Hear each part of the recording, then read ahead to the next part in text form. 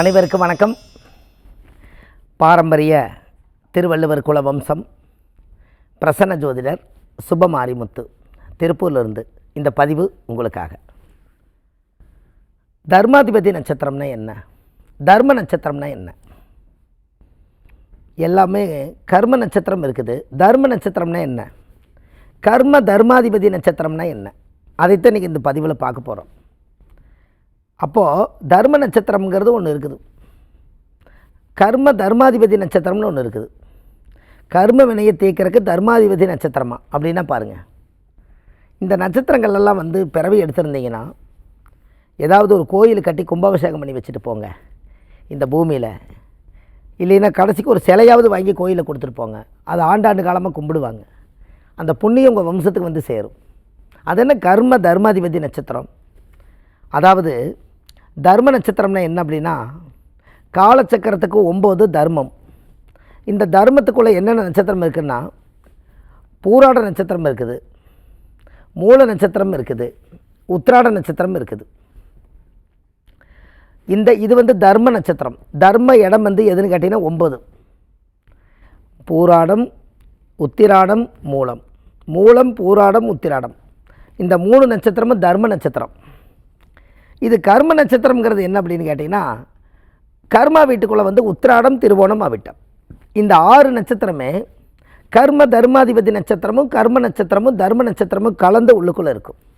இந்த 6 நட்சத்திரக்காருமே வாழ்க்கையில் நம்மளுடைய கர்ம நிவர்த்தி ஆகணும்னா நீங்கள் ஒரு கோயில் கட்டி கும்பாபிஷேகம் பண்ணி வச்சுட்டு போங்க.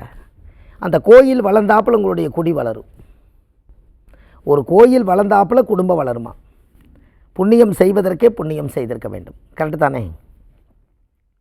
உங்கள் முன்னோர்கள் இதில் 2 கிரகம் இருக்குது சாட்சியாக.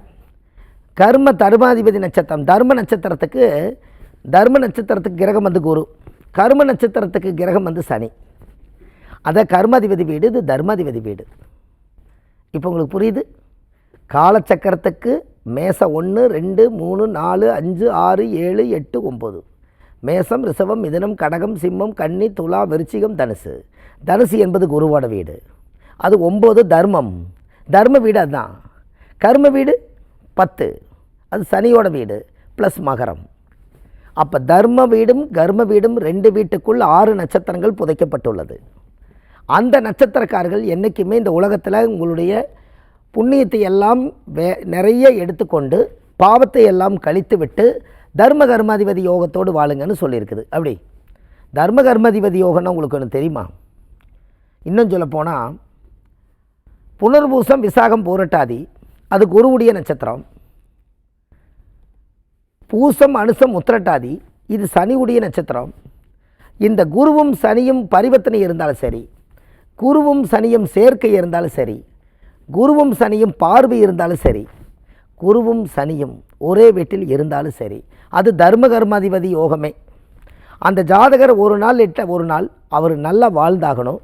இடம், தடம், வீடு, வாசல், சொத்து, சுகம், மனைவி, மக்கள், காரு, பங்களான்னு அந்தஸ்தை வாழ்ந்தே ஆகணும். இது இறைவன் கொடுத்த வரம்.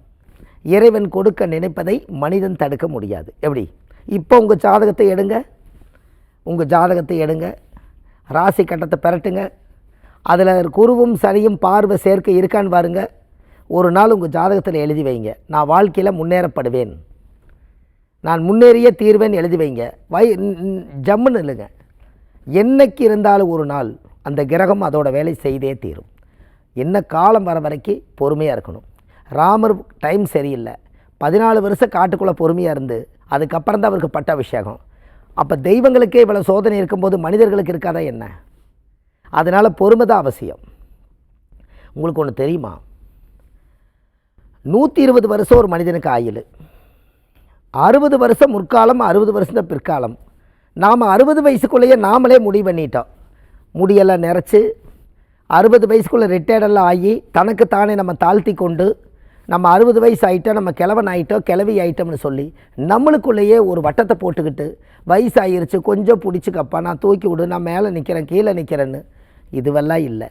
60 வயசு என்பது ஒரு காலம், 60 பிற்காலம், முற்காலம், பிற்காலம். முற்காலம் என்பது 60 வயசு, மீதி 60 வயசு. 120 வருஷம் வரைக்கும் உங்களுக்கு ஆசைகளும் சந்தோஷங்களும் நிம்மதிகளும் உங்கள் ஆன்மாக்குள்ளே இருந்து ஒரு நாளும் குறையாது. அப்படின்னா பாருங்கள், நாம் தான் வயசாகிருச்சு, தாத்தாவாயிட்டோம், பாட்டி ஆகிட்டோம், கதை சொல்லிட்டு உட்காந்துருக்கோம். இந்த உலகத்தில் சாதனை படைத்தவருக்கு 69 வயசில் ஒருத்தர் சாதனை பண்ணார். 69 வயசில் ஒருத்தர் சாதனை பண்ணுறாரு. அதுக்கப்புறம் தான் அவர் தொழிலே ஸ்டார்ட் ஆகுது. அதுக்கப்புறம் அவர் வாழ்வாதாரத்தில் முழு மகிழ்ச்சி அடைஞ்சார். இப்போ சொல்லுங்கள், ஒவ்வொரு கிரகங்களுடைய சக்தி என்னன்னு நீங்கள் தெரிஞ்சிட்டிங்கன்னா, அடடே நம்ம ஜாதக யோகமானதுன்னு நீங்கள் முடிவுன்னா எல்லாம் முடிவாய்க்கு. நம்ம ஜாதகத்தை தாழ்த்திக்கவே வேண்டாம். வேணா ஒன்று பண்ணுங்கள், உங்கள் ஜாதகத்தை எடுத்து காலையில் சூரிய உதயத்தில் போய் நீங்கள் உட்காந்து, படைச்ச இறைவா சூரிய பகவானே, என் தலையெழுத்து என்னவோ இருக்கட்டும், என் வாழ்க்கையில் நான் முன்னேறதுக்கு எனக்கு எல்லா யோகத்தையும் ஆண்டவன் கொடுங்கன்னு சொல்லி ஜாதகத்தை வச்சு சூரிய நமஸ்காரம் பண்ணி டெய்லி தினந்தோறும் எடுத்து ஜாதகத்தை தொட்டு கும்பிடுங்க. உங்கள் தலையெழுத்தை நீங்கள் தொட்டு கும்பிடுறீங்க, தலையெழுத்து நிச்சயமாக சரியாகும். சார், தலையெழுத்தை மாற்ற முடியாதுன்னு சொல்கிறீங்களே, தலையெழுத்தை மாற்ற முடியாது, கருப்பாக இருக்கிறவரை செவப்பாக்க முடியாது, அதுதானே சொல்ல வரீங்க? சரி, கருப்பாக இருக்கிறவங்கள செவப்பாக்க முடியாது, தலையெழுத்தையும் மாற்ற முடியாது. சரி, அதுக்கப்புறம் நாம் எப்படி வாழ்கிறதுன்னு தானே நீங்கள் நினைக்கிறீங்க. ஆல்ட்ரு பண்ணலாமே. ஏன் ஆல்ட்ரு பண்ண முடியாது சொல்லுங்கள் பார்க்கலாம்.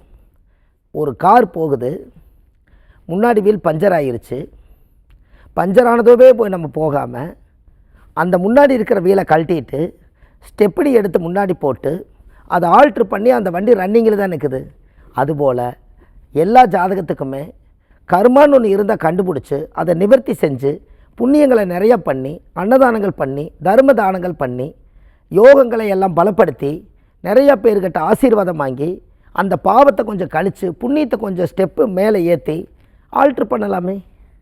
அதுக்கு உங்கள்கிட்டயே வழி இருக்குது. உன் கை நம்பி உயர்ந்திட பாரு, உனக்கென எழுது ஒரு வரலாறு, உனக்குள்ளே சக்தி இருக்கு அதை உசிப்பிட வழிப்பார். இதை தவிர வேறு எங்கே இருக்குது சொல்லுங்கள்? உங்களுடைய வலியும் வேதனையும் உங்களுக்கு மட்டும்தான் தெரியும். நீங்கள் கண்ணீர் விட்டு அழுகிறீங்க, ஒருத்தர் வந்து கண்ணை துடைக்கிறாங்க, சரி, அழுகும்போது கண்ணீரை துடைச்சிட்டாங்க. நைட்டு 12 மணிக்கு உட்காந்து அழுகிறீங்க, யாருக்குமே தெரியாது. இப்போ யார் வந்து கண்ணை துடைப்பா? யாருனாலையும் முடியாது. அவங்களுடைய வலி வேதனையை அவங்க தான் பொறுத்துக்கணும், ஆனந்தத்தையும் அவங்க தான் அனுபவிக்கணும், சுகபோகத்தையும் அவங்க தான் உணரணும். எல்லாமே நம்மளுக்குள்ளே தான் இருக்குத ஒழிஞ்சு இன்னொருத்தர் சப்போர்ட்டில் நம்ம வாழ முடியாது. அப்போ இதெல்லாமே இந்த உலகத்தில் இறைவன் கொடுக்க நினைப்பதை மனிதன் தடுக்க முடியாது. யாருக்கெல்லாம் இந்த குருவும் சனியும் சேர்க்கை இருக்குதோ அது கர்ம தர்மாதிபதி யோகமும் தர்ம கர்மாதிபதி யோகம் உள்ளேயே புதைஞ்சிருக்குது. இது தர்ம நட்சத்திரம், இது தர்மம் செய்யக்கூடிய நட்சத்திரங்கள். கண்டிப்பாக நீங்கள் நல்லா இருப்பீங்க.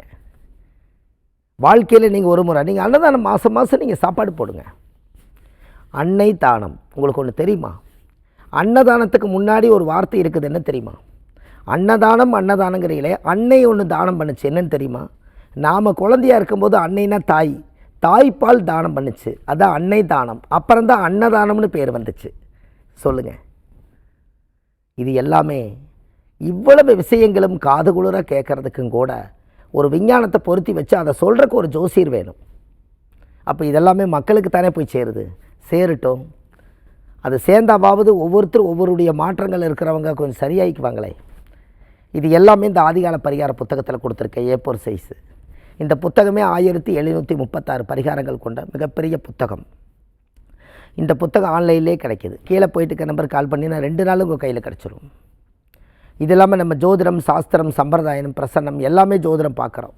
சென்னையில் வடபழனி முருகன் கோயில் தெப்பக்குளம் வாசலையே ஒரு ஜோதிட அலுவலகம் இருக்குது. அங்கே சனிக்கிழமை, ஞாயிற்றுக்கிழமை, திங்கக்கிழமை மட்டும் ஜாதகம் பார்க்குறோம். மற்ற தினங்கள் திருப்பூரில் பார்க்குறோம். ஒரு முன்பதிவு செஞ்சுட்டு நீங்கள் வரலாம். அதுக்கு அடுத்தபடியாக வள்ளுவர் வாக்குன்னு யூடியூப் சேனல் வச்சுருக்கோம். அதில் சுப மாரிமுத்துன்னு போட்டிங்கன்னா இதே மாதிரி ஆயிரக்கணக்கான பதிவுகள் அதில் இருக்குது.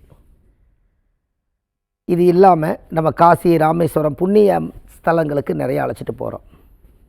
அதுக்கு கீழே போயிட்டு இருக்க நம்பருக்கு கால் பண்ணுங்கள். ஜோதிட வகுப்பு எடுக்கிறோம்.